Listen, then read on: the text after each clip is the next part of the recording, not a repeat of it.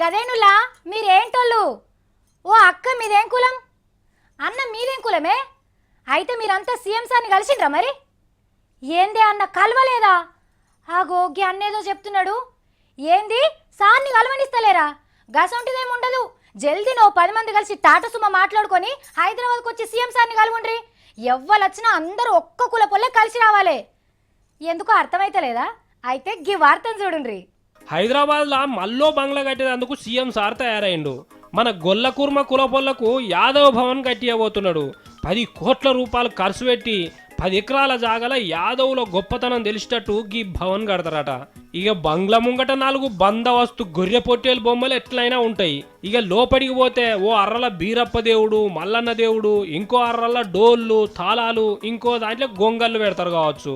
అట్లనే గొర్రెల ఫారాలు పెట్టేందుకు గొంగళ్ళు నేసుడుకు సర్కార్ జరంత ఆసర కావాలని గొల్ల కుర్మ సంఘం లీడర్లు అడుగుడే ఆలస్యం. కేసీఆర్ సారు దాందే ఉంది అట్లనే చేద్దాం అని ఒట్టు పెట్టిండట.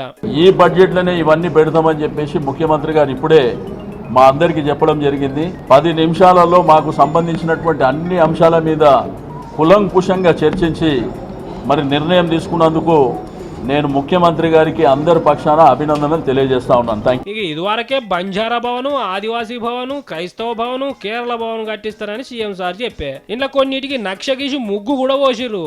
ఇక అట్లనే ముంగట తమిళ భవను, బెంగాలీ భవను, మహారాష్ట్ర భవను, గుజరాత్ భవన్లు కూడా చూడబోతాం కావచ్చు.